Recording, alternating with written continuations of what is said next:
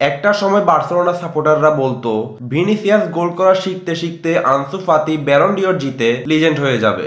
এই তো বছরখানেক আগের কথা। তখন তারা ভিনিসিয়াসকে ফিনিসিয়াস বলে ডাকতো, কারণ ভিনিসিয়াস সবকিছু ঠিকঠাক করতে পারলেও বারবার ফিনিশিং এ ব্যর্থ হচ্ছিল। এবং কিছু কিছু মাদ্রিদ ফ্যানরাও ভিনিসিয়াস এর ফিনিশিং নিয়ে অনেক বিরক্তি প্রকাশ করেছিল। কিন্তু ভিনিসিয়াস তার খেলার মাধ্যমে নিজেকে বারবার প্রমাণ করেছে।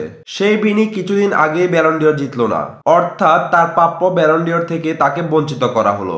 তখন অনেক ফুটবলার থেকে শুরু করে অনেকে এটা নিয়ে প্রতিবাদ করেছে। আর এর প্রতিবাদে ভিনিসিয়াস বলেছিল 10 গুণ বেশি শক্তিশালী হয়ে ফিরবো। সে তো ফিরেছে 10 গুণ বেশি শক্তিশালী হয়ে, একের পর এক ম্যাচে গোল অ্যাসিস্ট করে যাচ্ছে। এবং লাস্ট 24 ঘন্টায় ভিনিসিয়াস 2024 সালের ফিফা দ্য বেস্টে বর্ষসেরা ফুটবলারের পুরস্কার জিতেছেন, ফিফা ইন্টারকন্টিনেন্টাল কাপের সেরা খেলোয়াড়, ফিফা ইন্টারকন্টিনেন্টাল কাপের ফাইনালে সেরা খেলোয়াড় এবং ফিফা ইন্টারকন্টিনেন্টাল কাপ জিতেছেন। এগুলোই তার শেষ 24 ঘন্টার অর্জন। অথচ আনসু ফাতি এখন আর মূল একাদশেই জায়গা পায় না, সে হারিয়ে গিয়েছে। আর যে ভিনিসিয়াসকে তারা গণায় ধরতো না, সেই ভিনিসিয়াস এখন বিশ্ব সেরা। তো আজকের ভিডিও এ পর্যন্তই। যদি ভিডিওটি ভালো লেগে থাকে তাহলে অবশ্যই ভিডিওটি লাইক, কমেন্ট এবং শেয়ার করবেন, এবং চ্যানেলে নতুন হয়ে থাকলে অবশ্যই চ্যানেলটি সাবস্ক্রাইব করে দিবেন। ধন্যবাদ সবাইকে।